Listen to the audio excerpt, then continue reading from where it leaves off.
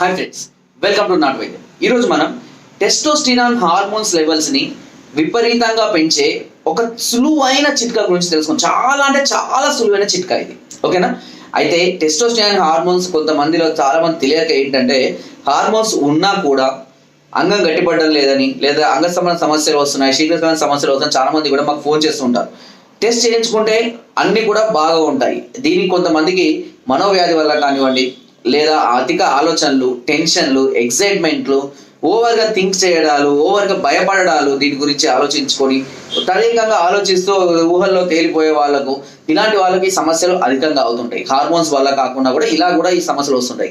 అయితే ఈ testosterone hormones అయితే మామూలుగా కొంత ఏజ్ దాటిన తర్వాతనే హార్మోన్స్ తగ్గిపోవడం జరుగుతుంటుంది.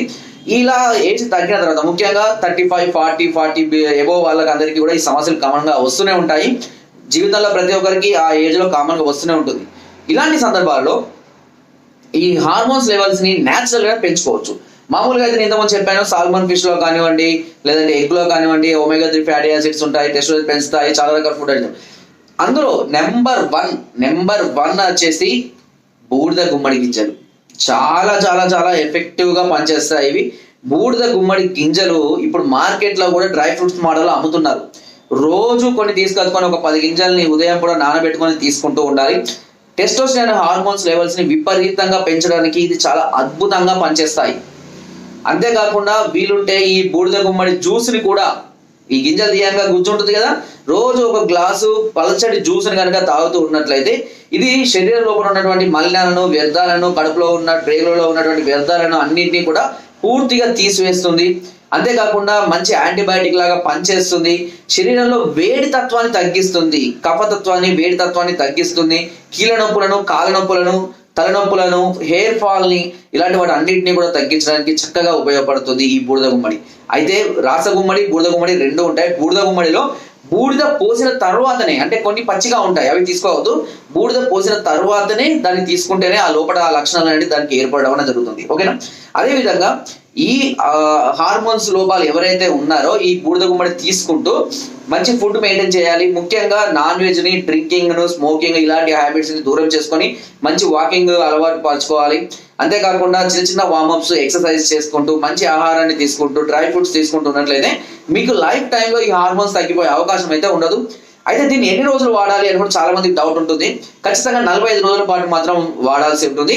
ఒక 10 గింజల్ని ఉదయం, అదేవిధంగా 10 గింజల్ని రాత్రి కూడా నానబెట్టుకొని కనుక తీసుకుంటున్నట్లయితే మీకు వెంటనే ఫలితం అయితే తెలియకపోయినప్పటికీ కొద్ది రోజుల్లో ఈ రిజల్ట్ అనేది మీకు ఖచ్చితంగా కనబడడం అనేది జరుగుతుంది.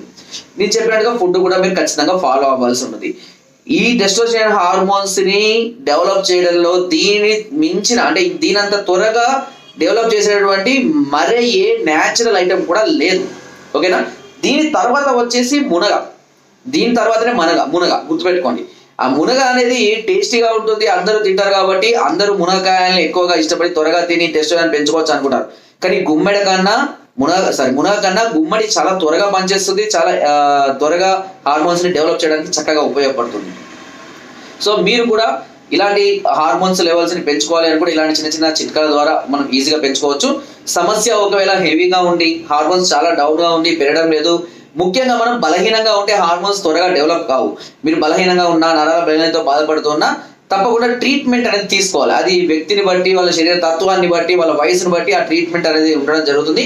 దీనికి సంబంధించినటువంటి పూర్తి వివరాలు మీరు తెలుసుకోవాలి అనుకుంటే కనుక నేరుగా మమ్మల్ని సంప్రదించవచ్చు. కింద పైన స్క్రోల్ అవుతున్న నెంబర్స్కి ఫోన్ ద్వారా, లేదా వాట్సాప్ ద్వారా, లేదా కింద డిస్క్రిప్షన్లో మా యొక్క అడ్రస్ కూడా నేరుగా వచ్చి మమ్మల్ని సంప్రదించి మీ సమస్యలకు సలహాలని, సూచనల్ని, మెడిసిన్స్ని, అదేవిధంగా పథ్యం ఫుడ్ డీటెయిల్స్ అన్నింటినీ కూడా మీరు తెలుసుకోవచ్చు. సో ఫ్రెండ్స్, నా వీడియో కనుక మీకు నచ్చినట్లయితే ఒక లైక్, ఒక షేర్ చేయండి. మరిన్ని వీడియోస్ కోసం సబ్స్క్రైబ్ అందరూ మర్చిపోకండి. మీ అమూల్యమైన సలహాలని, సూచనలు నాకు కామెంట్ ద్వారా తప్పకుండా తెలియజేయండి. మీరు కనుక నాట్ వైద్యం వాట్సాప్ గ్రూప్లో యాడ్ అవ్వాలి అనుకుంటే మీ పేరు, మీ నాకు వాట్సాప్ చేయండి.